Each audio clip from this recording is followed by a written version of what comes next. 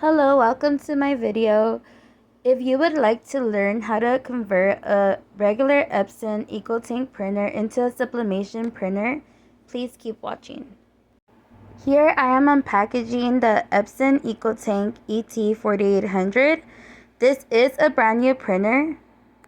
In order to have a good sublimation printer, you need to make sure that there has never been any type of ink that the regular printer came with. So it has to be a clean printer without any previous ink that came with the printer. It has to be sublimation ink. There are some people that use printers that have used other ink previously and they somehow are able to clean it out. This is not that video. If you're going to be using a new printer, then please keep watching.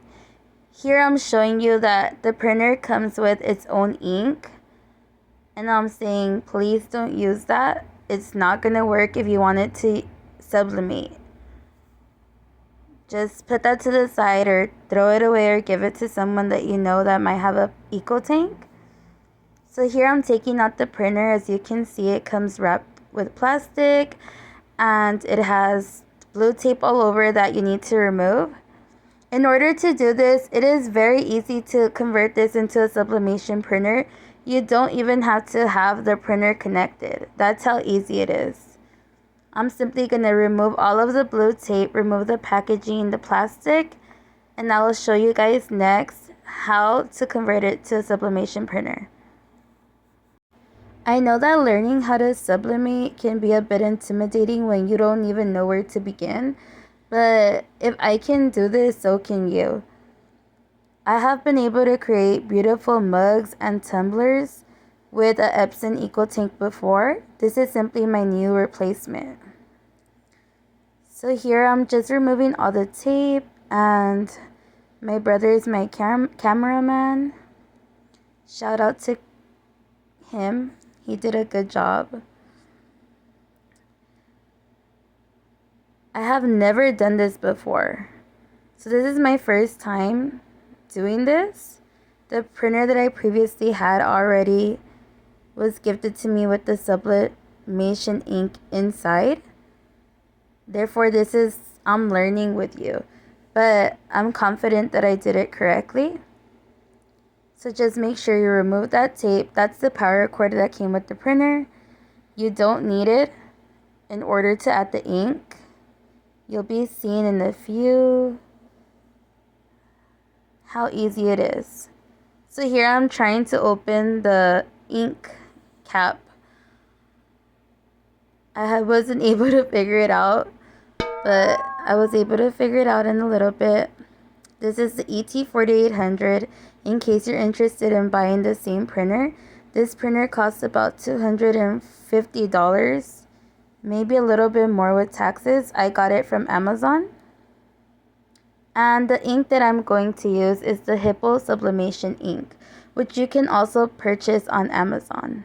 I highly recommend that you get the Hippo ink that has the easy fill. You don't need to buy needles for this. You don't even need gloves. I thought I needed gloves. I didn't end up using them. They do come with a pair of gloves in the box. So these are the inks that I have heard very good things about, and I wanted to try it for myself. It comes with these 4 colors. The black ink is way bigger because the tank is also bigger. So I'm going to start with cyan, or in other words, blue. I'm telling you guys, if I'm able to do this, so can you. You just take off the cap, you squeeze it in the color that it belongs to, which is not difficult because the printer has the color and the letter, like C for cyan, and it just starts to fill by itself. Once you hear that click, the ink starts to fall into the small tank by itself, and you can see it thanks to these little windows that the printer has for each color. So this is very easy. I had put some paper towels in case that I spilled any ink. I love these bottles. I highly recommend these bottles. They are mess free. I will link the Amazon link below in case you're interested in getting any of these products. And I'm telling you, this is way cheaper to do than buying an actual sublimation printer. And it works really well. The previous printer that I had was also an Epson Ecotank, so I know that it's gonna work just as well. So now you just put the cap back on to not make a mess, but the bottle is empty. So these smaller bottles will finish. It will fill up the tank, but the black one will still have a little bit left over simply because the bottle size is bigger. There is more product in there. So now we're going in with magenta. And you do the same thing. You can see my brother in the reflection over there. Shout out to my cameraman.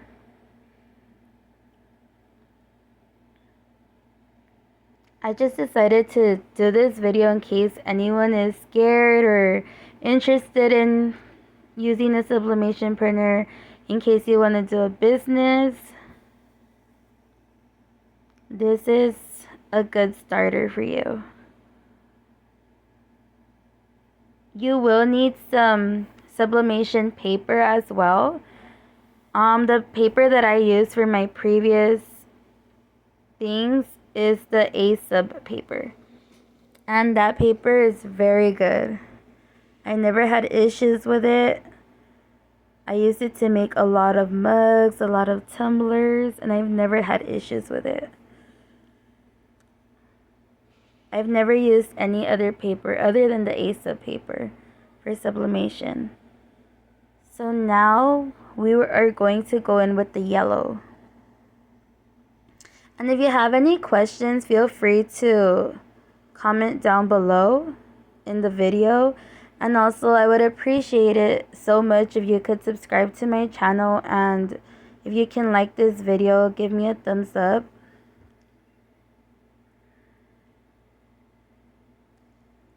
Hopefully I can post a little bit more videos on sublimation, mugs, and things like that. This is the yellow that's getting filled up. And like I said previously, I didn't have to connect the power cord to the printer or turn it on in order to do this. This is all you need to do in order for your printer to be converted to sublimation printer. And you're pretty much done. Once you finish filling it up with ink, all I did was, I didn't record that process, sorry, but all I did was I connected the power. I followed all of the instructions that are on the screen of the printer. It's very easy to do. There is nothing fancy, nothing difficult. You just follow all of the little screen on the printer. It tells you what to do, and my printer was set up. After that, I could start printing immediately as I wish to do. So here we're going in with the black. This is the last one, but one of the most important ones as well.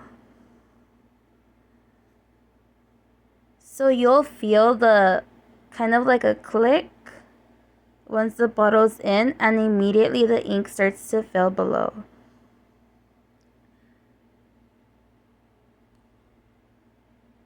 Here my brother and I were just talking about making sure that the ink was full. As you can see, it was completely mess free, and I'm a very clumsy person. So like I said, if I was able to do this, so can you. Don't be intimidated. Feel confident about it. And we're pretty much finished filling up the black. I'll be removing it very soon. I really hope that this video was helpful for you. If you're planning to start a business, I hope that doing this kind of gives you an idea of how you can do it as well. I highly recommend the Epson printers for this. Remember, it has to be an Ecotank printer. So now you just close the top, and that's pretty much it. That's all we have to do. I hope you guys enjoyed this video. Please give me a thumbs up if you did. And thank you so much for watching.